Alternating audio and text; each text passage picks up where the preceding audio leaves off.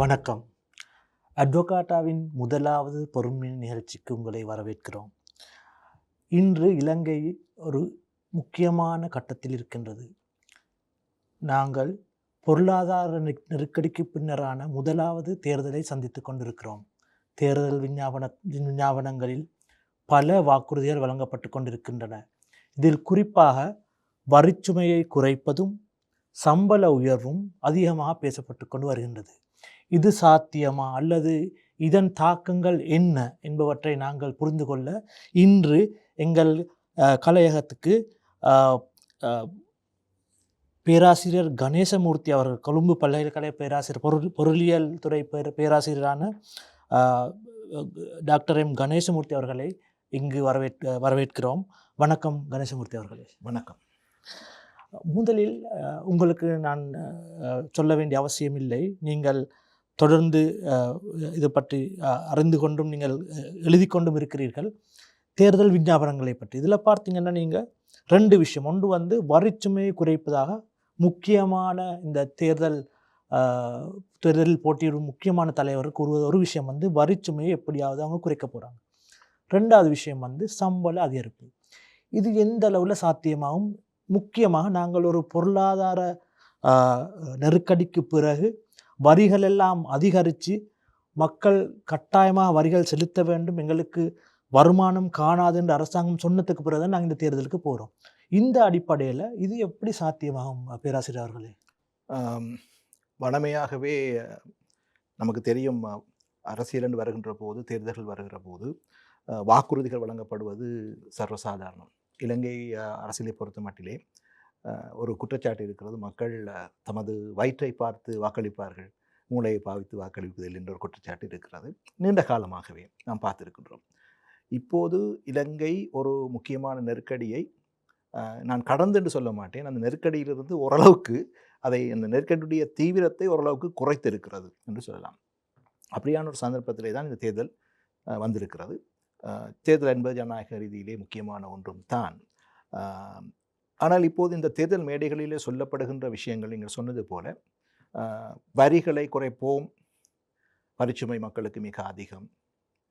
அடுத்த பக்கமாக சம்பளங்கள், அரச ஊழியருடைய சம்பளங்கள் மிகப்பெரிய அளவினால் அதிகரிக்கப்படும், ஓய்வூதியக்காரர்களுடைய சம்பளங்கள் மிகப்பெரிய அளவில் அதிகரிக்கப்படும், பல்கலைக்கழக மாணவர்களுக்கு வழங்கப்படுகின்ற கொடுப்பனவுகள் அதிகரிக்கப்படும் என்று எல்லா பக்கங்களிலுமே நாங்கள் பார்க்கின்றோம். இந்த கொடுப்பனவுகளை அதிகரிக்கின்ற ஒரு போக்கு தேர்தல் விஞ்ஞாபனங்களிலும் தேர்தல் மேடைகளிலும் அதிக அளவிலே காணக்கூடியதாக இருக்கிறது.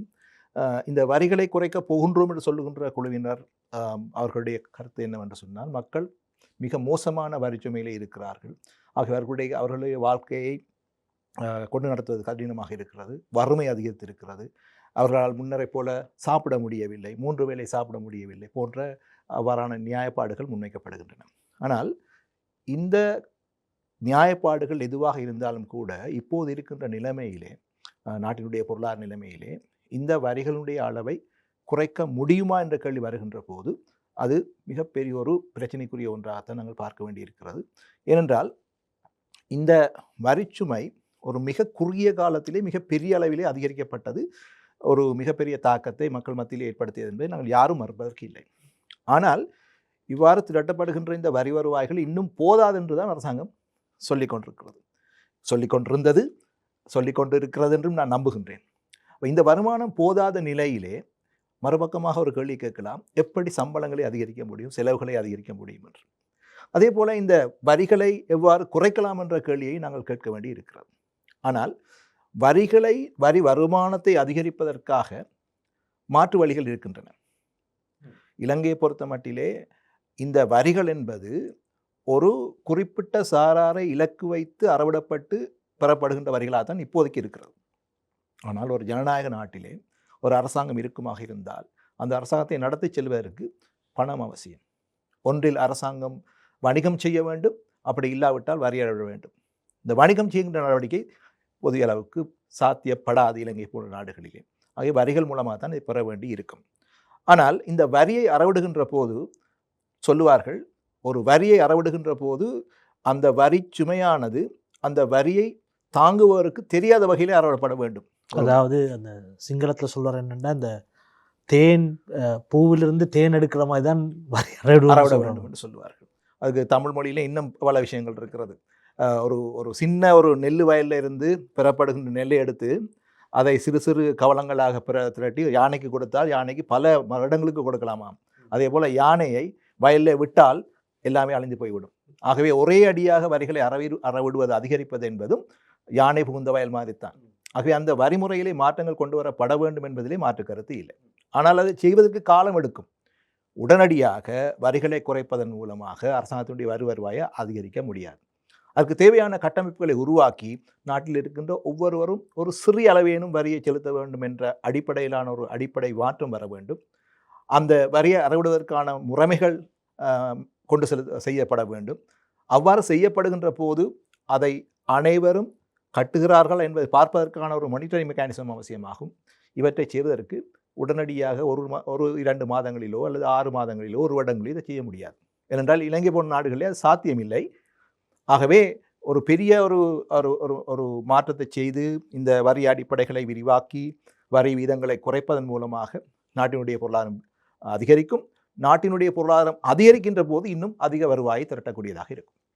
சுருக்கமாக சொல்லப்போனால் இப்போ தேர்தல் மேடைகள் இவங்க சொல்கிற வாக்குறுதிகள் வந்து செய்ய முடியாது, முண்டு வந்து செய்யக்கூடிய சாத்தியங்கள் குறைவு. ரெண்டாவது வந்து அப்படி செஞ்சோம்னா அதுக்கு நாங்கள் இன்னொரு வருவாயை தேட வேண்டியிருக்குது கட்டாயமாக. ஏனென்றால் வரி வருவாயை அதிகரிக்க வேண்டுமாக இருந்தால் அது உடனடியாக செய்யக்கூடிய ஒன்று அல்ல. அது வரியை குறைப்பதன் மூலமாக சாத்தியப்படாது. அவ்வாறு சாத்தியப்பட வேண்டுமாக இருந்தால் பொருளாதாரத்திலே மிகப்பெரிய ஒரு விரிவாக்கம் ஏற்பட வேண்டும். அது குறுகிய காலத்திலே சாத்தியமில்லை. பிற சிலரில் நாங்கள் 2022 பின்னோக்கி பார்த்தோம்னா பொருளாதார நெருக்கடிக்கு பிரதான காரணம் வந்து 2019 அங்கே வரியை குறைச்சது ஒரு காரணமாக சொல்கிறாங்க. இப்போ அதே மாதிரி இப்போ நாங்கள் வரியை குறைச்சதோம்னா இப்போ நாங்கள் வரியை குறைக்கிறத பற்றி மற்றது செலவினங்களை கூட்டுறதை பற்றியும் கதைக்கிறோம்.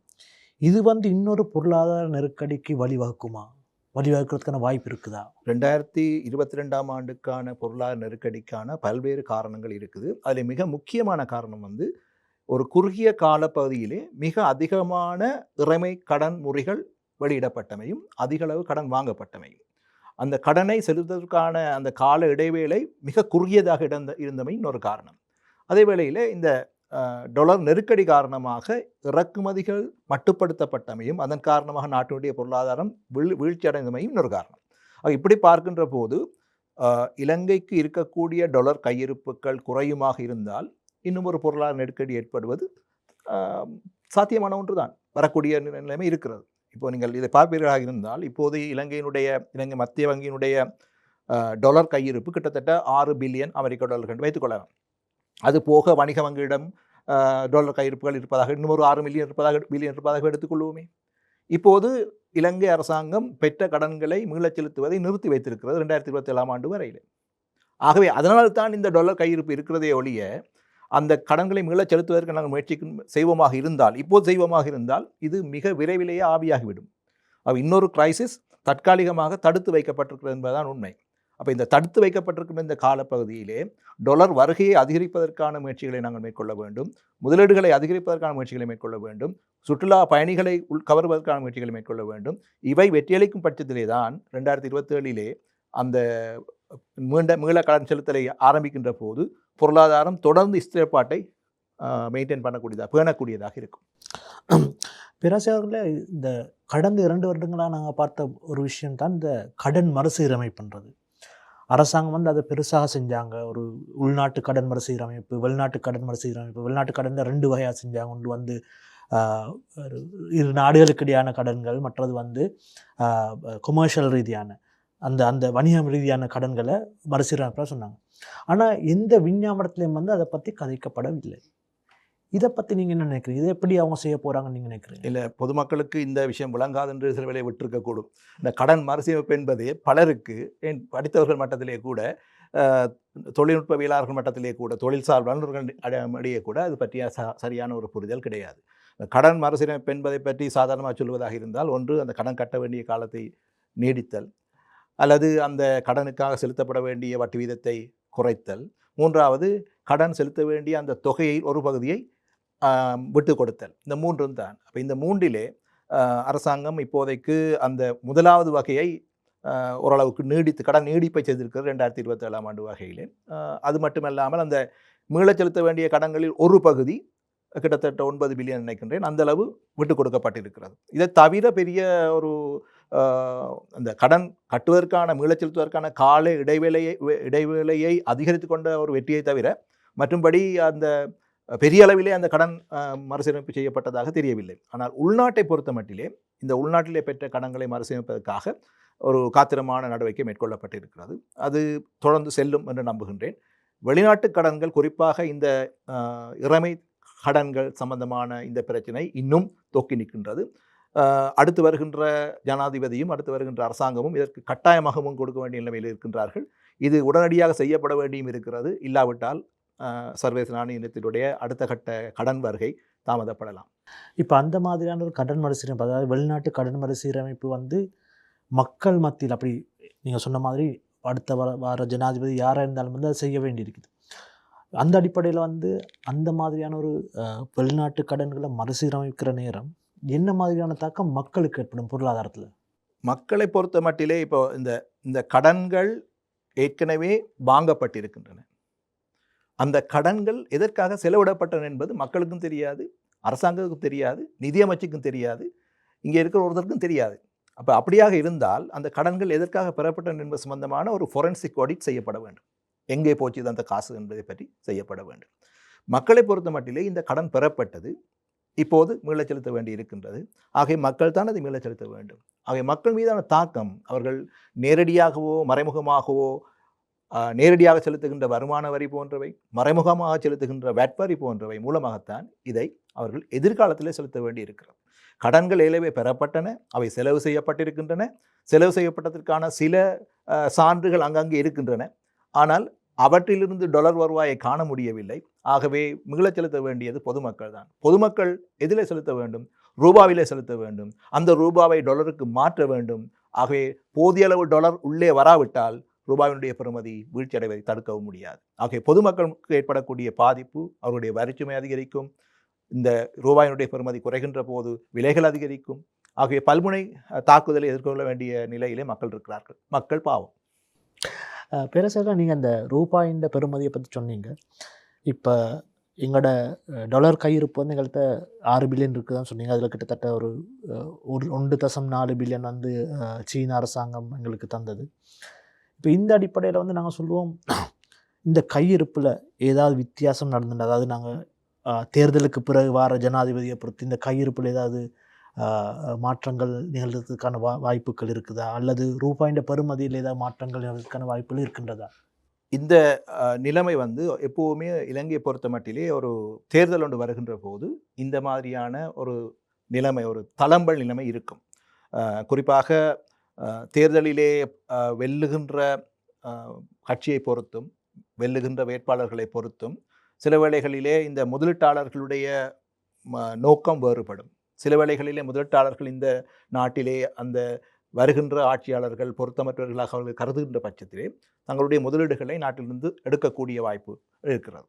இப்போது அந்த 2022ஆம் ஆண்டிலே இந்த நெருக்கடி வருகின்ற போது மிகப்பெரிய அளவிலான வெளிநாட்டு முதலீட்டாளர்கள் தங்களுடைய முதலீடுகளை நாட்டிலிருந்து கொண்டு சென்றார்கள், டாலராக எடுத்துட்டு போனாங்க. ஆகவே அந்த டாலர் வெளிப்பாய்ச்சல் என்பது மிகப்பெரிய ஒரு தாக்கத்தை ஏற்படுத்தும். ஆக இப்போது முதலீட்டுக்காக வந்திருக்கின்றவர்கள் கூட, நான் அந்த கட்டடங்களை கட்டி வியாபாரங்களை ஆரம்பித்ததை பற்றி சொல்லவில்லை, ஆனால் இலங்கையிலே வந்து இலங்கையில் இருக்கின்ற இணைய ஸ்டாக் மார்க்கெட் போன்ற பங்குச்சந்தையிலோ அல்லது அரச முறிகளிலோ முதலீடு செய்தவர்கள் அவர்கள் இதை பார்த்துவிட்டு உடனடியாக தங்களுடைய முதலீடுகளை அகற்றிக் கொள்வார்களாக இருந்தால் டாலருக்கான பெரிய ஒரு நெருக்கடி வரக்கூடிய வாய்ப்பு இருக்கிறது. ஆகவே இந்த வருகின்ற எந்த ஒரு ஆட்சியாளராக இருந்தாலும் கூட இந்த டாலர் வெளி செல்வதை எவ்வாறு தடுக்கப் போகின்றார் என்பது மிகப்பெரிய முக்கியமான ஒரு கேள்வியாக இருக்கும். அதற்கான நடவடிக்கைகளை என்ன எடுக்கலாம் என்று சொல்லி அவர்கள் யோசிக்க வேண்டி இருக்கும். தேர்தல் விஞ்ஞாபனங்களிலே இது சம்பந்தமாக எதுவுமே பேசப்பட்டிருக்காது, அவர்கள் அதை பற்றி பேச விரும்புவதும் இல்லை. ஆனால் இவ்வாறான ஒரு டாலர் வெளிப்பாய்ச்சல் ஏற்படக்கூடிய சூழ்நிலைகள் நாட்டிலே உருவாகாதவாறு பார்த்து கொள்ள வேண்டிய மிகப்பெரிய பாரிய பொறுப்பு வருகின்ற ஆட்சியாளருக்கு இருக்கிறது. இந்த தேர்தல் மேடைகளில் பேசப்பட்ட இன்னொரு விஷயம், அதாவது குறிப்பாக தற்போது அரசாங்கத்தில் உள்ள வல்கரால் பேசப்பட்ட ஒரு குறிப்பான விஷயம்தான், இன்னொரு பொருளாதார நெருக்கடி வரலாம். இந்த நாங்கள் கொண்டு போகிற நாங்கள் திட்டமிட்ட இந்த விடயங்களை நாங்கள் வந்து இந்த சரியாக பிளான் பண்ணி நீங்கள் எங்களுக்கு முன்கொண்டு செல்லப்பட முடியாவிட்டால் இன்னொரு பொருளாதார நெருக்கடிக்கு வந்து நாங்கள் முகம் கொடுக்கலாம்னு அவங்க சொல்கிறாங்க. சிலர் வந்து அதை பயமுறுத்தலாக அப்படி கருதுகிறாங்க. உண்மையாக வந்து எங்களுக்கு இன்னொரு பொருளாதார நெருக்கடிக்கான வாய்ப்பு இருக்குதா? அப்படி என்றால் அதை எப்படி எங்களுக்கு தவிர்க்கலாம்? இல்லை, நீங்கள் சொன்னது மிகச் சரி. ஏனென்றால் குறிப்பிட்ட ஒரு வேட்பாளர் சொல்லதை பார்த்தேன் நான்.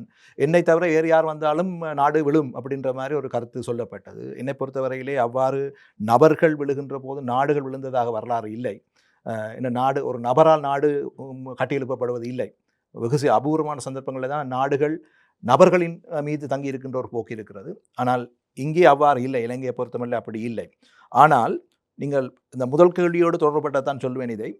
இந்த புதிய ஆட்சியாளர் வந்தவுடன் அவர் மேற்கொள்ளுகின்ற நடவடிக்கைகள் இங்கே இருக்கின்ற வர்த்தக சமூகத்தை ஒரு தளம்பல் நிலைக்கு கொண்டு செல்லுமாக இருந்தால், அவ்வாறு இல்லாவிட்டால் ஒரு நம்பகம் தன்மை இல்லாத ஒரு நிலைமைக்கு கொண்டு செல்லுமாக இருந்தால், நீங்கள் சொல்வது போன்ற ஒரு நெருக்கடி வரக்கூடிய வாய்ப்பு உண்டு.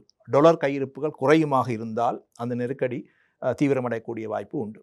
ஆனால் இலங்கையிலே இருக்கின்ற அந்த நெருக்கடி நிலைமை தானாக ஏற்பட்ட ஒன்றல்ல. 2022 உரிய நேரத்திலே உரிய நடவடிக்கை எடுக்கப்படாததன் காரணமாக ஏற்பட்ட ஒன்றாகவே நான் பார்க்கின்றேன். யார் பதவிக்கு வந்தாலும் கூட, இந்த 3 நபர்களிலே எவர் பதவிக்கு வந்தாலும் கூட உடனடியாக அவர்கள் IMFனுடைய இந்த ஒப்பந்தத்திலிருந்து விலக மாட்டார்கள். அதை நாங்கள் உறுதியாக சொல்ல முடியும். அவ்வாறு விலகாத பட்சத்திலே இந்த நாட்டிலே ஏற்படக்கூடிய அந்த தளம்பல் நிலையை நாங்கள் ஓரளவுக்கு கட்டுப்படுத்த முடியும்.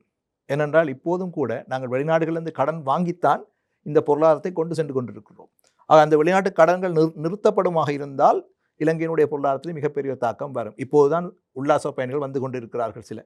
அதே மாதிரி முதலீடுகளும் ஒன்று சில வந்து கொண்டிருக்கின்றன. ஆக இந்த நிலைமை தொடர வேண்டுமாக இருந்தால் வருகின்ற ஆட்சியாளர் இது நம்பகத்தன்மை வாய்ந்த ஒரு இடம் முதலீடுகளுக்கும் மற்றது டாலர் உள்வருகைக்கும் உகந்த இடம் என்பதை அவர்கள் நிரூபிக்க வேண்டிய கட்டாயம் இருக்கிறது. எவருமே இந்த நிலைமையிலிருந்து பின்னோக்கி சென்று அவர்கள் விரும்புகின்ற ஒரு எக்ஸ்ட்ரீமான ஒரு தீவிரமான ஒரு வேறு கொள்கையை பின்பற்றக்கூடிய நிலைமை இல்லை. இப்போது இருக்கின்ற இந்த மாதிரியிலிருந்து முழுமையாக வேறுபட்டு 360 பாகை பின்திரும்பி செல்லக்கூடிய வாய்ப்பு இல்லை. பேசுகிற நீங்கள் IMF கடன் வசதியை பற்றி காய்ச்சிங்க. சில இரு வேட்பாளர்கள் வந்து சொல்கிறாங்க வந்து நாங்கள் அதை பற்றி நாங்கள் மறுபடியும் நாங்கள் இதை பற்றி நாங்கள் கதைச்சி அவங்களோட பேச்சுவார்த்தையில் போய் சில மாற்றங்களை ஏற்படுத்த வேணும்னு அவங்க சொல்கிறாங்க. உதாரணத்துக்கு வந்து வரிச்சுமை கூடுதலாக இருக்குது, ஆகவே அந்த வரியை குறைக்கிறதுக்கு நாங்கள் ஏதாவது செய்ய வேணும். அந்த அடிப்படையில் அவங்க அந்த தேர்தல் மேடையில் கதைக்கிறாங்க. அப்படி நடந்தால் அப்படி மறுசீரமைக்கிறதுக்கு IMFன்ற வசதியை வந்து நாங்கள் மறுபடியும் பேச்சுவார்த்தைக்கு போய் நாங்கள் அதை மறுசீரமைக்கிற மாதிரி வந்தோம்னா என்ன தாக்கங்கள் வரலாம்? அவ்வாறு அந்த IMFோடு செய்து கொள்ளப்பட்ட அந்த ஒப்பந்தத்தை மறுசீரமைப்பதற்கான வாய்ப்புகள் என்பது மிக மிக அரிது. செய்யப்பட்ட ஒப்பந்தம் அவ்வாறே இருக்கும். ஆனால் அந்த ஒப்பந்தத்துக்கு உள்ளே இருக்கின்ற செயற்பாடுகளிலே சில மாற்றங்களை கொண்டு வரலாம். அதாவது உதாரணத்துக்கு அரசாங்கத்துக்கு ஒரு குறிப்பிட்ட அளவு வரி வருமானத்தை நாங்கள் திரட்டுவோம் என்ற ஒரு நிலைமை ஒப்பந்தம் செய்து கொள்ளப்பட்டிருக்குமாக இருந்தால், இல்லை எங்களுக்கு அது முடியாது, அதை விட குறைவாகத்தான் திரட்டுவோம் என்று சொல்ல முடியாது. ஆனால் அந்த வரி வருமானத்தை நாங்கள் எந்தெந்த வழிகளூடாக திரட்டுவோம் என்பதை உள்ளே அரசாங்கம் தீர்மானித்துக் கொள்ள முடியும். இப்போ இருக்கிற அரசாங்கம் இந்தந்த வரிகளூடாகத்தான் திரட்டுவோம் என்று சொல்லியிருந்தால், இனி வருகின்ற ஒரு அரசாங்கம் இல்லை அந்த வரிகளூடாக அல்ல, நாங்கள் வரி எல்லையை விரிவாக்குவோம், இனியவர்களையும் வரி அறவிடுமாறு கூறுவோம் என்று சொல்லி வரியை அறவிடுவதற்கான முயற்சிகளை மேற்கொள்ளலாமே அல்லாமல் வரித்தொகையிலே மாற்றத்தை கொண்டு வருவதற்கான ஏது நிலைகள் மிக மிக குறைவு. அவ்வாறு அந்த நிலைமை இப்போவே IMFக்கு உறுதியளிக்கப்பட்ட அந்த வரி எல்லைகளை இலங்கையால் பூர்த்தி செய்து கொள்ள முடியவில்லை. குறிப்பாக உழைக்கும் போதே செலுத்துகின்ற வரி அந்த வருவாய் தான் அதிகரித்திருக்கிறதே ஒழிய ஏனைய வருமான வரிகள் அதிகரிக்கப்படவில்லை, இன்னும் வரவில்லை. ஆக இப்படியான ஒரு சூழ்நிலையிலே மீளச் சென்று வேறு விதமான ஒரு முயற்சியை மேற்கொள்வது என்பது குறுகிய காலத்திலே சாத்தியமில்லை என்று நான் கருதுகின்றேன். யார் வென்றாலும் யார் வெற்றி பெற்றாலும் தேர்தலில் இலங்கையில் வந்து வரி உண்மை அதிகரிக்கப்பட வேண்டும் என்பதில் எந்தவித சந்தேகமும் இல்லை. அதுக்கு வந்து கட்டாயம் அதிகரிக்கப்பட வேண்டும் என்றால் இலங்கை ஒரு காலகட்டத்தில் வந்து கிட்டத்தட்ட 20% வரியை வந்து அறவிட்டிருக்குது மொத்த தேசிய உற்பத்தியின் சதவீதம் எடுத்துக்கொண்டீங்கன்னா. ஆனால் இப்போ வந்து அது 8ஆக இருந்து இப்போ மறுபடியும் 11ஆக கூடியிருக்குது. இதை வந்து 12 ஆக்கிறதுக்கு அடுத்த வருடம் முயற்சி செய்து கொண்டு இருக்கிறாங்க. இப்போ இந்த அடிப்படையில் வந்து உண்மையாக வரியை கூட்டணுமென்ற வரி வருமானத்தை கூட்டணுமென்ற இலங்கையில் என்ன செய்ய வேண்டும் அரசாங்கம், பார அரசாங்கம்? பார அரசாங்கம் நிச்சயமாக பொருளாதாரத்தை விரிவாக்காமல் வரி வருவாயை அதிகரிக்க முடியாது. இப்போ வரி செலுத்துகின்ற ஒரு குறிப்பிட்ட சாரார் தான் இருக்கிறார்கள். நீங்கள் அவர்களை கசக்கி பிழிந்து தான் சாறு பிழிய முடியும். சரிதானே? ஆகவே அவர்களிலிருந்து வரி அறவிடக்கூடிய எல்லையும் ஒரு குறிப்பிட்ட எல்லையும் இருக்கிறது. அவ்வாறு சாறு பிழியை வெளிக்கிட்டு தான் இன்று மிகப்பெரிய எண்ணிக்கையிலான வான்மையாளர்களும் தொழில்நுட்ப சார்ந்தவர்களும் வெளிநாடுகளை நோக்கி போயிருக்கிறார்கள். ஆகவே அதை தொடர்ந்து செய்ய முடியாது. அப்படியாக இருந்தால் பொருளாதார நடவடிக்கைகளை விரிவாக்க வேண்டும். நாடு வளர வேண்டும். கொஞ்சம் பொருளாதார நடவடிக்கை விரிவாக்க கொஞ்சம் அதை கொஞ்சம் விவரம். நாட்டிலே முதலீடுகள் வந்து சேர வேண்டும். உள்நாட்டிலே இருக்கிற முதலீட்டாளர்கள் இங்கு முதலீடு செய்யாமல் வெளிநாடுகளிலே வங்காளதேசம், வியட்நாம், சீனா போன்ற நாடுகளிலே சென்று எங்களுடைய முயற்சிகளை மேற்கொள்கிறார்கள். அப்படியாக இருந்தால் இங்கிருந்து வெளிநாட்டுக்கு முதலீட்டாளர்கள் போவதை நிறுத்த வேண்டும். அதை விடுத்து அங்கிருந்தும் வெளிநாட்டு முதலீட்டை கொண்டு வர வேண்டும். அது வெற்றி அளிக்க வேண்டும். அவ்வாறு வெற்றியளிக்கின்ற பட்சத்திலே தான் நாட்டினே உற்பத்தி பெருகும். உற்பத்தி பெருகுகின்ற போது அதன் மூலமாக நேரடி வருமானத்தையும் பெறலாம், மறைமுக வருமானத்தையும் பெறலாம். ஆகவே வரி வருமானத்தை அதிகரிக்க வேண்டும் என்பதிலே மாற்று கருத்து இல்லை. அது கட்டாயமாக தேவைப்படுகிறது. ஆனால் எதிலிருந்து பெறப்பட போகிறது என்பதை பொறுத்து தான் நாங்கள் தீர்மானிக்க வேண்டும். இங்கே என்ன பிரச்சனை என்று சொன்னால், இந்த வரி வருமானத்தை அதிகரித்ததை பற்றி யாருமே குறை சொல்லவில்லை. ஆனால் எப்போது அதிகரித்தால் என்பதுதான் பிரச்சனை. பொருளாதாரம் ஒன்று சுருங்கி இருக்கின்ற போது நீங்கள் வரிகளை அதிகரித்தால் மக்களுடைய வாழ்க்கை தரம் மிக மோசமாக பாதிக்கப்படும். பொருளாதாரம் விரிவடைய வேண்டும், வரிகள் படிப்படியாக அதிகரிக்கப்பட வேண்டும். அதுதான் நிலைத்திருக்கக்கூடிய ஒரு வரி வருமானத்தை அரசாங்கத்துக்கு ஈட்டித்தரும். அதனை செய்வதற்கு அடுத்து வருகின்ற அரசாங்கம் முயற்சி செய்ய வேண்டும். தற்போதுள்ள அரசாங்க தலைவர் சொல்ல ஒரு விஷயம்தான், அதாவது பொருளாதார நெருக்கடிக்கு பிறகு பொருளாதாரம் ஸ்திரத்தன்மை அடைந்திருக்குது. பொருளாதாரம் ஒரு ரிகவரி அல்லது மறுபடியும் அந்த பழைய நெருக்கடியிலிருந்து வலிமையான நிலைக்கு திரும்பி கொண்டிருக்குன்னு சொல்கிறாங்க. இந்த இதில் எந்த அளவு உண்மை இருக்குது? கடந்த 2023ஆம் ஆண்டினுடைய 2 காலாண்டுகள், 2024ஆம் ஆண்டுடைய முதல் காலாண்டு, அந்த 3 மாதங்களை காலாண்டு சொல்லுவோம். கிட்டத்தட்ட 12 மாதங்கள் 16 மாதங்கள் தொடர்ச்சியாகவே இலங்கையினுடைய உற்பத்தி தொடர்ச்சியாக வீழ்ச்சி அடைந்து கொண்டு போயிருக்கின்றது. ஆனால் அந்த வீழ்ச்சி கடந்த வருடத்தினுடைய 2வது காலாண்டிலே நிறுத்தப்பட்டு, அது வீழ்ச்சி கீழே போய்கொண்டிருந்த தன்மை நிறுத்தப்பட்டு ஓரளவுக்கு அந்த கீழே விழுகின்ற தன்மை நிறுத்தப்பட்டிருக்கிறது. இனி மேலே எழுந்து வருகின்ற போது அந்த எழுச்சி என்பது இனிதான் பொறுத்திருந்து பார்க்க வேண்டும். ஆகவே பொருளாதாரத்திலே ஏற்பட்டு வந்த அந்த சரிவு குறைந்து தடுத்து நிறுத்தப்பட்டிருக்கின்றது ஒன்று. 2வது பணவீக்கம். நமக்கு தெரியும், இந்த விலைகள் எல்லாம் மிக மிக அதிகமாக அதிகரித்து கொண்டு வந்த காலப்பகுதி ஒன்று இருந்தது. அது தற்காலிகமாக தவிர்த்து நிறுத்தப்பட்டிருக்கிறது. பொருளாதாரத்திலே இப்போ ஒற்றை இலக்க பணவீக்கம் காணப்படுகிறதாக சொல்லுகிறார். அது ஒன்று. அடுத்தது, இந்த ஏலவே நாங்கள் சொன்னது போலத்தான் நாட்டினுடைய கையிருப்புகள் அதிகரித்திருக்கின்றன. அந்த கையிருப்பு அதிகத்துக்கு பல காரணங்கள். கடன்களை செலுத்தாமல் விட்டது ஒரு காரணம், வாகனங்களுடைய இறக்குமதியை தடை செய்தது ஒரு காரணம். இது போன்ற காரணங்களால் ஓரளவுக்கு கையிருப்புகளும் இருக்கிறது. டாலருடைய பெறுமதி அடிக்கடி கூடி குறைந்த நிலைமை மாறி இப்போது 300 ரூபாய் என்ற மட்டத்திலே பேணப்பட்டு கொண்டு இருக்கிறது. வட்டி வீதங்கள் 30 வீதத்திலிருந்து இப்போது குறைக்கப்பட்டிருக்கின்றன. ஆக இது போன்ற நடவடிக்கைகள் காரணமாக இலங்கையினுடைய பொருளாதாரம் ஸ்திரத்தன்மை அடைந்தது போன்ற ஒரு தோற்றப்பாட்டை நாங்கள் பார்க்கலாம். ஆனால் இது பொருளாதார விரிவாக்கத்தின் காரணமாக ஏற்பட்ட ஒன்றா, அல்லது அரசாங்கத்தினுடைய நடவடிக்கைகள் காரணமாக ஏற்பட்ட ஒன்றா, அல்லது நீடித்திருக்க முடியுமா போன்ற விஷயங்களை நாங்கள் பார்க்க வேண்டி இருக்கும். என்னை பொறுத்தவரையிலே மேற்கொள்ளப்பட்ட முயற்சிகள் காரணமாக இவை ஒரு நலன்மைக்கு வந்ததாக சொல்ல முடியாது. சில இடங்களிலே பிடித்து வைத்திருக்கின்றபடியால் இது இவ்வாறு இருக்கிறதை ஒழிய, அந்த பிடிப்புகளை நீக்கிவிட்டு பொருளாதாரத்தை அதனுடைய இயல்பான போக்கிலே இயங்க விடுமமாக இருந்தால் இதை விட வித்தியாசமான ஒரு உதாரணத்துக்கு வாகனத்தை இறக்குமதி செய்ய விட்டா டாலர் எல்லாம் போயிடும். அதே போல கடன் மீள செலுத்துவதை ஆரம்பித்தால் அதுவும் வெளிப்படையான உண்மைகள் தான். ஆக இது ஒரு தற்காலிகமான ஒரு நிகழ்வாகத்தான் நாங்கள் பார்க்க முடியும். இதை அப்படியே முன்னுக்கு நிலைபெறுடையதாக கொண்டு செல்ல வேண்டுமாக இருந்தால் டாலர் உள்வருகை அதிகரிக்க வேண்டும். அதற்குரிய நடவடிக்கைகள் மேற்கொள்ளப்பட வேண்டும்.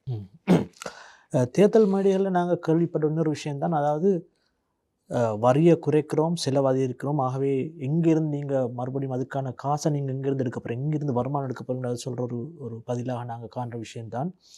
அதாவது அறவிடப்பட முடியாது, அதாவது அறவிடப்பட வேண்டிய வரிகளை நாங்கள் அறவிட்டு அதை நாங்கள் அதை நிவர்த்தி செய்வோம். அதாவது அதை நாங்கள் பிரிட்ஜ், அதாவது அந்த இதை நாங்கள் அந்த எங்களுக்கு தேவையான காசை நாங்கள் அதிலிருந்து எடுத்துக்கொள்ளோம்னு சொல்கிறாங்க. உண்மையாக வந்து இது ஒரு வருஷத்துக்கு முதலாவது வருஷத்துக்கு சரியாக இருந்தாலும் 2வது வருஷம் 3வது வருஷம் செய்ய முடியாது. அதுக்கு பிறகு வந்து எங்களுக்கு அறவிட முடியாது, இந்த எல்லாத்த அறவிடத்துக்கும் அறவிட முடியாது.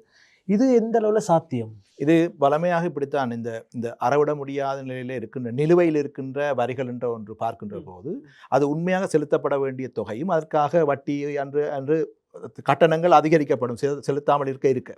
ஆகவே இது உண்மையிலேயே இவ்வாறு அறவிடப்படக்கூடிய நிலையில் இருக்கக்கூடிய வரிகளுடைய அளவு சொல்லுவது போல மிகப்பெரிய அளவாக இல்லை என்று எங்களுடைய வருமான வரித்துறை சொல்லுகிறது. அதனுடைய மிக ஒரு குறுகிய பகுதி தான் அறவிடக்கூடியதாக இருக்கும் என்றும் சொல்லுகிறார்கள். இப்போதைய சூழ்நிலையில் இந்த அறவிட முடியாத கடன்களை அறவிட்டு இந்த செலவை மேற்கொள்வோம் என்பது ஒரு குறிப்பிட்ட எல்லை வரை தான் சாத்தியப்படும், நீங்கள் சொன்னது போல. ஆனால் இந்த வரிகளை குறைத்து வரி வருமானத்தை அதிகரிக்க வேண்டுமாக இருந்தால் புதிய வரிகளை அல்ல வரி எல்லைகளை விரிவாக்க வேண்டிய ஒரு நிலைமை வரும். அதாவது வரி செலுத்தாமல் இருக்கின்ற ஆனால் ஒரு நாளைக்கு 1 லட்சம் ரூபாய் 2 லட்சம் ரூபாய் பெறுகின்ற கூட்டத்தினர் இலங்கையிலே இருக்கிறார்கள். அப்படிப்பட்ட நபர்களை உள்வாங்கக்கூடிய வகையிலே இந்த வரி முறைமை எவ்வாறு மாற்றமடைய செய்யப்படுகிறது என்பதை பொறுத்துத்தான் இலங்கையிலே வரி வருமானத்தை திரட்ட முடியாது என்பது அல்ல, அதற்கான அந்த தேவைப்பாடு இல்லை. பொறிமுறையோ அந்த பொறிமுறை இருந்தாலும் கூட அந்த பொறிமுறையை சரியாக செயற்படுத்துவதற்கு பெரும்பாலும் விரும்புவதில்லை. நீங்கள் சொன்ன விஷயம், அதாவது ஒரு நாளைக்கு 1 லட்சம் ரூபா வருமானம் பெறாக்குன்றதுக்கான இது வந்து முறைசாரா துறைன்னு நாங்கள் சொல்கிறோம், இன்ஃபார்மல் செக்டர். உண்மையாக இலங்கையை பொறுத்தவரை முறைசாரா துறையில் வந்து நிறைய ஆட்கள் இருக்காங்க, முறையிலான துறையை விட. இந்த மாதிரியான ஆட்கள் எப்படி நாங்கள் இந்த அதில் அவங்களுக்கு வரியை அறவிடுறதுக்கான எப்படியான ஒரு பொறிமுறை கொண்டு வரலாம்? இதைத்தான் இந்தியா செய்திருக்கின்றது டிஜிட்டலைசேஷன் சொல்லி போட்டு. டிஜிட்டலைசேஷன், கேஷ்லெஸ் சொசைட்டின்னு சொல்லுவார். காசு இல்லாத, பணத்தை பயன்படுத்தாத ஒரு சமூகத்தை உருவாக்குதல். இந்த பணத்தை பயன்படுத்துவதை விடுத்து நாங்கள் அந்த சாதாரணமாக பயன்படுத்துகிற காசு, அந்த காயின்ஸ் இருக்குத்தானே, அதுக்கு பதிலாக குறிப்பிட்ட எல்லைக்கு அப்பால் ஒரு 500 ரூபாய்க்கு மேலே நீங்கள் செலுத்துறீங்கன்னு சொன்னால் கட்டாயம் கார்டில் தான் செலுத்தணும் வந்ததுன்னு சொன்னால் அந்த செலவுகள் நிச்சயமாக வருவாயோ செலவோ பதியப்படும். அவ்வாறு பதியப்படுகின்ற போது சரியான ஒரு முறைமை இருக்குமாக இருந்தால் அதை அடிப்படையாக வைத்துக்கொண்டு வரி முறைமையை இலகுவாக்க முடியும். அதைத்தான் இந்தியா செய்து கொண்டிருக்கிறது. அதில் ஓரளவுக்கு முன்னேற்றமும் கண்டிருக்கிறது. இலங்கையை பொறுத்தவரையிலே இலங்கை ஒரு சிறிய நாடு, இதை செய்வது என்பது அவ்வளவு கடினமான ஒரு காரியம் அல்ல. ஆனால் என்ன பிரச்சனை என்று சொன்னால் அந்த கொடுக்கல் வாங்கல்களை முறை சாராத வகையிலே மேற்கொள்வதற்கான அத்தனை நுட்பங்களும் இலங்கையரிடம் இருக்கிறது. ஆகவே அதை எவ்வாறு தடை செய்வது என்பதுதான் மிகப்பெரிய பிரச்சனை. அரசாங்கம் செய்ய முடியும், ஆனால் அதுக்குள்ளாலேயே சுழியோடுகின்றவர்கள் இலங்கையிலே நிறைய பேர் இருக்கிறார்கள். அதை கண்டுபிடிப்பது என்பது மிக கடினம்தான். ஆகவே குறுகிய காலத்திலே இது சாத்தியப்படாவிட்டாலும் கூட நீண்ட காலத்திலே அது சாத்தியப்படக்கூடிய வாய்ப்புகள் உண்டு. இன்னொரு விஷயம் பேராசிரியர்களே, நாங்கள் பொருளாதார இந்த நெருக்கடிக்கு முந்தி வந்து நாங்கள் நிறைய விலைகள் வந்து குறைஞ்சிருந்தது. அதுக்கு வந்து பெட்ரோல் வந்து 137 ரூபாய்க்கு வாங்கினோம், மண்ணெண்ணெய் வந்து 100 ரூபாய்க்கும் குறைஞ்ச விலையில் வாங்கினோம். அப்படி நிறைய விஷயங்கள் வந்து நாங்கள் அந்த விலை குறைஞ்சிருந்தது. இப்போ வந்து எல்லாமே விலை கூடி இருக்குது. பொருளாதாரம் வந்து ஒரு ஸ்திரத்தன்மை என்று அவங்க சொன்னால் கூட ஒரு உயர் விலைவாசியில் தான் அது வந்து ஸ்திரத்தன்மை அடைஞ்சிருக்கு, அல்லது வந்து அந்த ரிகவரி அல்லது எழுதுகின்ற அந்த விஷயம் வந்து ஒரு உயர் விலைவாசியில் தான் நாங்கள் காண்றோம். இது வந்து பழைய நிலைமைக்கு வாரத்துக்கு, அதாவது 2022க்கு முதல் நிலைமைக்கு வாரத்துக்கு ஏதாவது சாத்தியங்கள் இருக்குதா? சாத்தியங்கள் பெரும்பாலும் இல்லை. ஏனென்றால் 117 ரூபாய்க்கு இருந்த பெட்ரோல் இப்போது 330 ரூபாய்க்கு விற்கப்படுகிறது. ஆகவே 117 330 என்று சொல்லுகின்ற போது 2 மடங்குக்கும் அதிகம். ஆகவே அந்த 300 என்ற மட்டத்திலே தான் அது அங்கே மேலும் கீழும் அசைய முடியுமே ஒழிய அது பழைய மட்டத்துக்கு வர முடியாது. அவ்வாறு வரக்கூடிய வாய்ப்புகள் வர வேண்டுமாக இருந்தால் அரசாங்கம் கணிசமான அளவு வரியை குறைக்க வேண்டும். டொலருடைய பெறுமதி பழைய நிலைமைக்கு செல்ல வேண்டும். 230 ரூபா மட்டத்துக்கு செல்லுமாக இருந்தால் நீங்கள் சொல்லுகின்ற இந்த விடயம் சாத்தியமானதாக இருக்கக்கூடும். அதுவும் கூட ஏனைய பொருட்களுடைய விலைவாசிகளை பொறுத்தும் நாட்டில் ஏற்படக்கூடிய ஏனைய மாற்றங்களை பொறுத்தும் அது இருக்கிறது. ஆனால் ஒருபோதும் இலங்கையை பொறுத்த மட்டிலே விலை கூடியது என்று சொன்னால் அது அந்த பழைய நிலைமைக்கு வந்ததாக வரலாறு இல்லை. மற்றொரு விஷயம் வந்து இந்த கடன்களை பற்றி, அதாவது நாங்கள் நிறைய கடன்களை வாங்கிறோம். யுத்த முடிவு 2009 மே மாதம் யுத்த முடிவுலேருந்து யுத்தத்துக்கு பின்னரான அந்த உட்கட்டமைப்பு வசதிகளை நாங்கள் செய்யறதுக்காக நிறைய கடன்களை வாங்கினோம், ரைட்? அந்த அடிப்படையில் வந்து நிறைய கடன்களை வாங்கி நாங்கள் ஒரு கடனை செலுத்த முடியாத நிலைக்கு வந்து தான் நாங்கள் இந்த பொருளாதார நெருக்கடிக்கு நாங்கள் உட்பட்டோம். இந்த அடிப்படையில் வந்து நாங்கள் எங்களோட எதிர்காலத்தில் வந்து கடன் இல்லாமல் வந்து எங்களுக்கு முன்னேற முடியுமா? அந்த கடன் அவசியம் எங்களுக்கு கட்டாயம் தேவைதானா? உலகத்திலேயே மிக அதிகமாக கடன் பெற்ற நாடு அமெரிக்கா. ஐக்கிய அமெரிக்கா தான் உலகத்திலேயே மிக அதிகமான கடனாளி. ஆனால் அதுதான் மிக உறுதியான பொருளாதாரமும் கூட. அவை கடன்களை பெறுவதன் மூலமாக ஒரு நாடு வீழ்ச்சியடையும் என்ற அந்த கருத்து ஏற்றுக்கொள்ளக்கூடிய ஒன்று அல்ல. ஆனால் நீங்கள் சொன்னது போலவே இலங்கை 2009ஆம் ஆண்டிலிருந்து யுத்தம் முடிவுற்ற பின்னர் இந்த வெவ்வேறு உட்கட்டுமானங்களுக்காக கடன்களை வாங்கியது உண்மைதான். ஆனால் 2005ஆம் ஆண்டிலிருந்து தான் இந்த கடன்கள் அதிகரித்து கொண்டு சென்றிருக்கின்றன. குறிப்பாக 2011ஆம் ஆண்டுக்கு பிறகுதான் அது மிகப்பெரிய ஒரு அதிகரிப்பை சந்தித்திருக்கிறது. அந்த அதிகரிப்புக்கான காரணம் நீங்கள் சொன்னது போல இந்த கனவு திட்டங்கள், அந்த மாகம்புர துறைமுகமாக இருக்கட்டும், மத்தள விமான நிலையமாக இருக்கட்டும், தாமரை கோபுரமாக இருக்கட்டும், அல்லது ஏனைய கட்டுமானங்களாக இருக்கட்டும், அதுபோல பல நாங்கள் சொல்லும் நெடுஞ்சாலைகளுடைய அமைப்பாக இருக்கட்டும். ஏனென்றால் இவற்றின் மூலம்தான் எந்த ஒரு நாட்டிலுமே, இலங்கை மட்டும் நான் குற்றம் சொல்லவில்லை, எந்த ஒரு நாட்டிலுமே ஆட்சியாளர்கள் அதிகளவு வருவாயை திரட்டக்கூடிய ப்ரொஜெக்ட் இவைதான். ஆகவே இவற்றின் மீது யுத்தத்தின் பின்னரான அரசாங்கம் அதிக கரிசனை கொண்டிருந்ததிலே நாம் வியப்படைய தேவை ஒன்றும் கிடையாது. ஆனால் அந்த கடன்கள் மூலமாக பெறப்பட்ட இந்த உட்கட்டுமானங்கள் மூலமாக எத்தனை டாலர்களை எங்களால் சம்பாதிக்க முடிந்தது என்பதுதான் பிரச்சனை. கடன் வாங்கி உட்கட்டுமானங்களை அமைப்பது ஒன்றும் தவறான விடயம் அல்ல. ஆனால் அந்த உட்கட்டுமானங்களை பயன்படுத்தி எங்களால் டாலரை உழைக்க முடியுமா என்பதுதான் பிரச்சனை. ஆகவே டாலர்களை உழைக்க முடியாத ரூபாவிலே வருமானத்தை திரட்டக்கூடிய ப்ரொஜெக்ட்ஸில் இந்த டாலரை கொண்டு வந்து முதலீடு செய்தால் அதை கொண்டு திருப்பி டாலரை நாங்கள் வாங்கித்தான் மீள செலுத்த வேண்டி வரும். இதுதான் இங்கே இருக்கின்ற பிரச்சனை. ஆகவே இந்த கனவு திட்டங்கள் மூலமாக உழைக்கப்பட்ட வருவாய்கள் டாலர்களை வாங்கி அதனை மீள செலுத்தக்கூடிய அளவிலே அவை இல்லை. தாமரை கோபுரம் உதாரணமாக சொல்லலாம். மிகப்பெரிய ஒரு பிரசாரம் செய்யப்பட்டது. இலங்கை தெற்காசியாவிலே இருக்கின்ற மிக மிக மிக மிக உன்னதமான ஒன்றாக இதை பார்க்கலாம், நிறைய முதலீட்டாளர்கள் வருவார்கள் என்ற அடிப்படையில் சொல்லப்பட்டது. ஆனால் ஒன்றையும் காணாமல் போயிருக்கின்றது. ஆகவே டாலரை உழைக்கக்கூடிய அளவுக்கு இருந்தால்தான் இந்த திட்டங்கள் சாத்தியப்படும். அவ்வாறு இல்லாத பட்சத்திலே முதலீடுகள் வரும் முதலீடுகளாகவே இருக்கும், கடனாகவே இருக்கும், நாட்டு மக்கள் செலுத்தி கொண்டே இருக்க வேண்டிய நிர்பந்தம் ஏற்படும். இப்போது 2015ஆம் ஆண்டிலே வந்த அரசாங்கம் என்ன சொல்கிறார் என்று சொன்னால், நாங்கள் இறைமை கடன் முறைகளை அதிக அளவிலே வாங்கியதற்கு காரணம் இந்த செலுத்தப்பட வேண்டிய இருந்த கடன்கள் மிகப்பெரிய அளவில் இருந்தன, ஆகவே தான் நாங்கள் கடன் வாங்க வேண்டியிருந்தது என்று சொல்லி. ஆனால் அவ்வாறு வாங்கப்பட்ட அந்த இறைமை கடன்கள் இவற்றுக்காக பயன்படுத்தப்பட்டனவா, இதற்காக பயன்படுத்தப்பட்டன என்பது சம்பந்தமான தரவுகள் பொதுமக்களுக்கு வெளிப்படுத்தப்படவில்லை. அதுவும் ஒரு மிகப்பெரிய ஒரு பிரச்சனையாக இருக்கிறது. கடனை வாங்குவது சரி, கடனை மீளச் செலுத்துவதற்காக கடனை வாங்குவதும் சரி, ஆனால் அவை என்ன விதமாக நாட்டிலே பயன்படுத்தப்பட்டன என்பதையும் நாங்கள் பார்க்க வேண்டியிருக்கும். கடைசி கேள்வி பேராசிரியர்களே, தேர்தல் மேடைகளில் முக்கியமாக பேசப்படுற ஒரு விஷயம்தான் லஞ்சம் மற்றும் ஊழல். அதாவது இலங்கையிட பொருளாதார நெருக்கடி மற்றும் இலங்கையிட பிரச்சனைக்கு கிட்டத்தட்ட 100% காரணம் இந்த ஊழல், லஞ்சம் மற்றது களவு. ரைட். அப்போ இதில் அரசியல்வாதிகள் பேசுகிற விஷயங்கள் என்னென்னா, இதை நாங்கள் நிறுத்தினண்டா எங்களோட பொருளாதாரம் செழிக்கும், எங்களோட நாடு நல்ல அபிவிருத்தி அடையும் அந்த கருத்தை முன் வச்சுருக்காங்க. இது மக்கள் மத்தியில் நிறைய ஈடுபட்டிருக்குது. உண்மையாக எங்களுக்கு இந்த ஊழலை நினைக்கிற மாதிரி உடனடியாக நிறுத்த முடியுமா? ரெண்டாவது களவாடின காசை வெளிநாட்டுக்கு கொண்டு போயிருக்குன்னு சொல்கிறாங்க, அதை எங்களுக்கு எடுக்க முடியுமா? அப்படி அந்த வாய்ப்புகள் என்ன, இப்படி எங்களுக்கு அதை செய்யலாம்? உண்மையை சொல்ல போனால் இந்த நான் ஏற்கனவே சொன்னேன் உங்களுக்கு, அந்த உட்கட்டுமான வசதிகளை செய்கின்ற போது, அதுக்கான முதலீடுகளை செய்கின்ற போது அதிக அளவிலே ஆட்சியாளர்களும் சரிதான் அல்லது அவர்களுடைய பினாமிகளும் சரிதான் அதிக அளவிலே பணத்தை திரட்ட முடியும். அதிலே மாற்று கருத்து இல்லை. இது சில வேளைகளிலே சட்ட ரீதியாக மேற்கொள்ளப்பட முடியும், சட்ட ரீதியற்ற வகையிலும் மேற்கொள்ளப்பட முடியும். ஆகவே இந்த இலங்கையிலே இந்த நிலைமை ஏற்படுவதற்கு காரணம் ஊழல், களவெடுத்தமை போன்ற விஷயங்கள் அதிகமாக மக்கள் மத்தியிலே ஈடுபடும். இன்று இருக்கின்ற அரசாங்கமும் சொல்லுகின்றது, நாங்கள் எங்களிடம்தான் அந்த ஊழலை அகற்றுவதற்கான சிறந்த பொறிமுறை இருக்கிறது, நாங்கள் அந்த பொறிமுறை சட்டங்கள் இருக்கிறது, உருவாக்கி இருக்கிறோம் என்று சொல்லுகிறது. அவை இப்போ இருக்கின்ற இந்த அரசாங்கம் சொல்லுகிறது, நாங்கள் ஊழலை அகற்றுவோம். அப்படியாக இருந்தால் இந்த அரசாங்கமும் ஏற்றுக்கொள்ளுகிறது, களவாடப்பட்டிருக்கிறது என்பதை ஏற்றுக்கொள்வதாகத்தான் நாங்கள் அர்த்தப்பட வேண்டி இருக்கிறது. ஆனால் இப்போது தேர்தல் மேடைகளில் சொல்லப்படுகின்ற இந்த கருத்துக்கள் சரியாக இருந்தாலும் கூட இவற்றை உடனடியாக கட்டுப்படுத்தக்கூடிய சட்ட ஏற்பாடுகள் இலங்கையிலே போதிய அளவு இருக்கிறதா என்ற ஒரு பிரச்சனை இருக்கிறது. அவ்வாறு இருந்தாலும் கூட அவற்றை நடைமுறைப்படுத்துவதிலே பல சிக்கல்கள் இருக்கின்றன. நாங்கள் கடந்த காலங்களிலே பார்த்திருக்கின்றோம். நிறைய வழக்குகள் போடப்பட்டன. பிறகு அது தொழில்நுட்ப காரணங்களால் அவை மீளப்பெறப்பட்டன. போன்ற விஷயங்கள் எல்லாத்தையும் நாங்கள் பார்க்க வேண்டியிருக்கிறது. ஆனால் பொதுமக்கள் நம்புகிறார்கள்.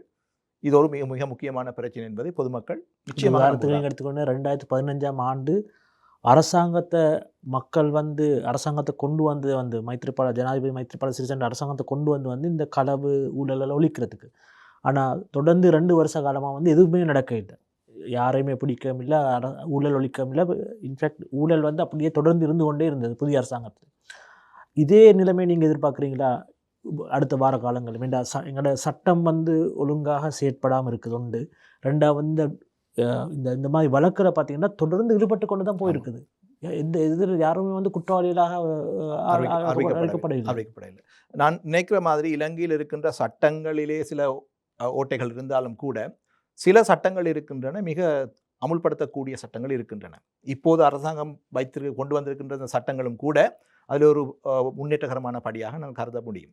ஆனால் ஒரு விஷயம் நாங்கள் பார்க்க வேண்டும். இந்த சட்டங்களின் அடிப்படையிலே ஒரு குற்றம் சாட்டப்படுமாக இருந்தால் அதனை முன்கொண்டு செல்லக்கூடிய அளவுக்கு தொழில்நுட்ப அறிவு குறைந்தவர்களாக இங்கே இருக்கிறார்கள் என்பது ஒரு பிரச்சனை. ஆகவே இது தொழில்நுட்ப பிரச்சனைகளால் இந்த வழக்குகள் தள்ளப்படுகின்றன என்று சொல்லுகின்ற போது அங்கே ஏதோ ஒரு பிரச்சனையை நாங்கள் எதிர்நோக்குகின்றோம் அல்லவா? ஆகவே சட்டத்திட்டங்கள் வந்தாலும் கூட அவை சரியாக அமல்படுத்தப்படுகிறதா அல்லது அதற்கான ஒரு ஒரு தேவைப்பாடு இருக்கிறதா, ஒரு வில்லிங்னஸ் இருக்கிறதான்னு பார்க்கணும். என்னென்றால் இந்த விஷயங்கள் வந்து அரசியல் ரீதியாக எந்த கட்சியாக இருந்தாலும் கூட எல்லா கட்சிக்குள்ளேயும் இது இருக்கிறபடியினாலே அவற்றை பிடிப்பதற்கான அந்த ஒரு ஆர்வம் பெரிதாக இருந்ததில்லை. எனக்கு தெரியும், தனிப்பட்ட ரீதியிலும் கூட மைத்ரிபால அரசாங்கத்தின் போது சில நடவடிக்கைகள் மேற்கொள்ளப்பட்டன. ஆனால் அந்த நடவடிக்கைகள் ஒரு கட்டத்துக்கு மேல் முன்னகர முடியாமல் போய்விட்டன. நான் மேலே சொன்ன காரணங்களுக்காகத்தான். ஆகவே எந்த ஒரு அரசாங்கம் வந்தாலும் கூட தீவிர நிலைப்பாட்டுடன் ஒரு அரசாங்கம் இல்லாவிட்டால் இதை ஒழிப்பது என்பது கடினம். அவ்வாறு ஒரு தீவிர நிலைப்பாட்டுடன் செயல்பட்டாலும் கூட 3 மாதங்களிலோ 6 மாதங்களிலோ 1 வருடத்திலோ இவ்வாறு புறையோடி போயிருக்கின்ற எல்லா மட்டங்களிலும் புறையோடி போயிருக்கின்ற இந்த பிரச்சனையை தீர்த்துவிட முடியும் என்று சொல்லவில்லை. என்றால் சமூகத்திலே இப்போது லஞ்சம் பற்றி பேசுகின்ற போது நாங்கள் சொல்லுகின்றோம், இந்த லஞ்சம் என்பது மிக மோசமான என்று சொல்லி. ஆனால் நாங்களே தான் வாகனத்திலே போகின்ற போது ஒரு தவறை செய்துவிட்டால் அந்த போக்குவரத்து போலீசார் நிப்பாட்டினால் நாங்கள் எவ்வளவாவது கொடுத்து விட்டு போகலாம் என்று யோசிப்போமே அல்லாமல் அந்த தண்டப்பணத்தை செலுத்திவிட்டு போகின்ற மனநிலை எத்தனை பேரிடம் இருக்கிறார். ஆகவே பொதுமக்களிடம் இந்த மாற்றம் வர வேண்டும். அதே போல அரசு அதிகாரியிடம் வர வேண்டும், அரசியல்வாதியிடமும் வர வேண்டும். எங்களை பொறுத்தவரையிலே இந்த நாடு ஆசிய நாடுகள் எல்லாமே இந்த சொல்லுவோம், இந்த தலைவன் எவ்வழி குடிகள் அவ்வழி என்று சொல்லுகின்ற நாடுகள். ஆகவே அந்த தலைமைத்துவத்திலிருந்து தான் இந்த ஊழலுக்கு எதிரான அந்த கோஷம் வர வேண்டும். அது நடைமுறையிலே அவர்கள் செய்து காட்ட வேண்டும். பொதுமக்கள் அதை பின்பற்றக்கூடிய நிலைமையில் இருப்பார்கள். மற்ற அந்த ஸ்டோலன் அசெட் அல்லது களவாடின அந்த காசு வெளிநாட்டில் கொண்டு போய் வச்சிருந்த அதை எடுக்கிறத பற்றி இப்போ பரவலாக பேசப்படுது. அதுதான் அரசாங்கத்தினுடைய சுயாதீன வேட்பாளர் அதை பற்றி சொல்லி இருக்கின்றார். நாங்கள் வெளியிலே கொண்டு செல்லப்பட்டவற்றை மீள பெறுவதற்கான மெக்கானிசத்தையும் அதில் உள்வாங்கி இருக்கிறோம் என்று சொல்லி எதிர்க்கட்சியில் இருக்கின்ற அங்கத்தவர்களும் சொல்லுகின்றார்கள், அமைச்சர்களும் சொல்லுகின்றார்கள், நாங்கள் வெளியே கொண்டு செல்லப்பட்ட பணத்தை கட்டாயமாக பிடித்து கொண்டு வருவோம், குற்றவாளிகளுக்கு தண்டனை வாங்கி தருவோம் என்று சொல்லி. ஆனால் இந்த இரண்டுமே அவ்வளவு இலகுவான காரியம் அல்ல. இது நடைமுறையிலே செய்யப்பட போகின்ற போது அவ்வாறு வெளியிலே இருக்கின்ற சொத்துக்களை விட அதிக அளவு பணத்தை செலவழித்து தான் அவற்றை நாங்கள் மீட்க வேண்டிய ஒரு நிலைமை வரக்கூடிய வாய்ப்புகள் இருக்கின்றன. அதை கொண்டு வர முடியாது என்று சொல்லவில்லை, முடியும். ஆனால் அதற்கு நீண்ட காலம் எடுக்கும். அதே போல் அதற்கான செலவுகளும் மிக அதிகமாக இருக்கும். பேரரசரில் நீங்கள் இலங்கையில் இருந்து புலம்பெயர்ந்த மக்களை பார்த்தீங்கன்னா கிட்டத்தட்ட 3 லட்சம் பேர்கிட்ட இருக்கிறாங்க. அந்த யுத்த நேரம் புலம்பெயர்ந்து இப்போ அங்கே போய் நல்லா அவங்க விருத்தி அடைஞ்சு அவங்களுக்கான சொந்த தொழில் முயற்சியாளராக தொழில் ஊக்குவிப்பாளராக நிறைய நாடுகள் இருக்கிறாங்க. அது ஐரோப்பியா எடுத்துக்கொண்டு அமெரிக்கா, கனடா மாதிரி நாடுகளில் நிறைய ஆட்கள் வந்து இப்போ அவங்க தொழில் முயற்சியாளராக வந்து அவங்க வந்து அந்த நாட்டு ஆட்களுக்கு, அந்த நாட்டு மக்களுக்கு வந்து தொழில்களை வழங்குறதுல அவங்க அந்த அளவுக்கு வளர்ந்துருக்குறாங்க. இவங்களை வந்து எங்களுக்கு அழைக்கலாமா? இலங்கையில் வந்து முதலீடு செஞ்சண்டா, இவங்க எல்லாரும் வந்து முதலீடு செஞ்சண்டா இலங்கை வந்து நீங்கள் சொல்ல அந்த டொலர் உட்பாய்ச்சலுக்கு வந்து பெரிய ஒரு ஒரு சாதகமாக அமையக்கூடிய காரணி தான் இந்த மாதிரியான புலம்பெயர்ந்த மக்கள்.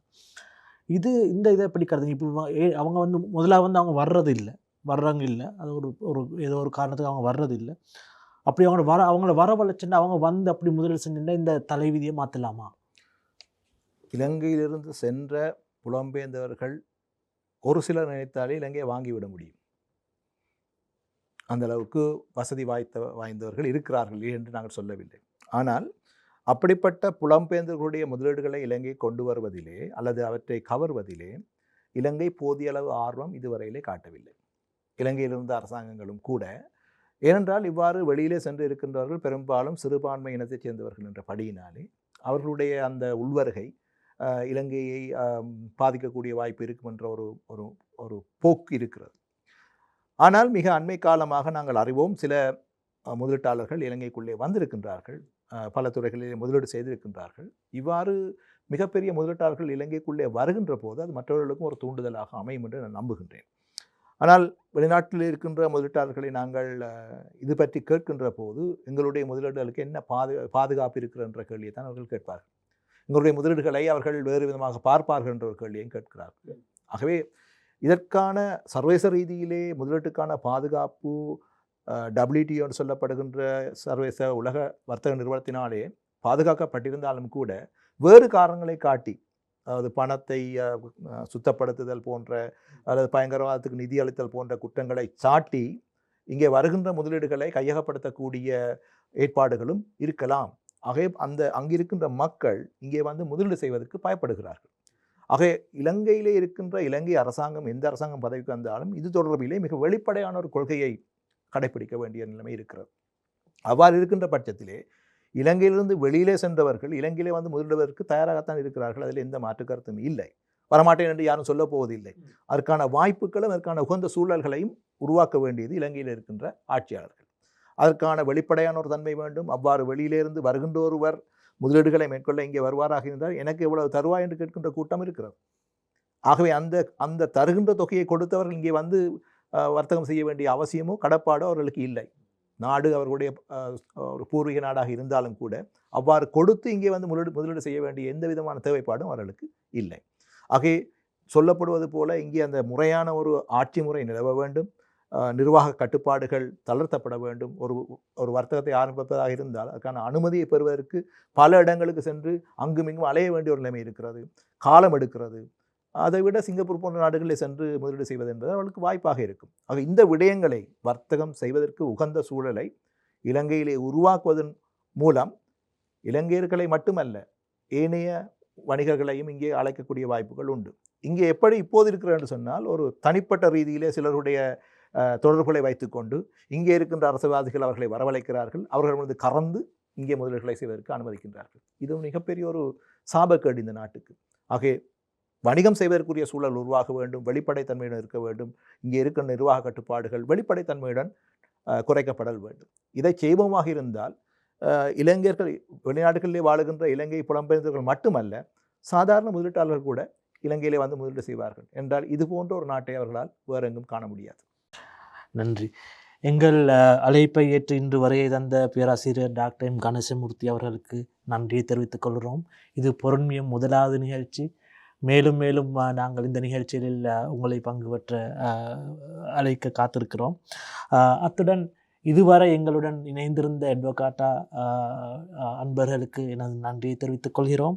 அத்துடன் இது போன்ற பொருளாதாரம் தொடர்பான தகவல்களை உங்களுக்கு எங்களுடைய அட்வொகாட்டா குரல் ஃபேஸ்புக், யூடியூப், இன்ஸ்டாகிராம் மற்றும் டிக்டாக் போன்ற சமூக வலைத்தளங்களில் பார்வையிடலாம்.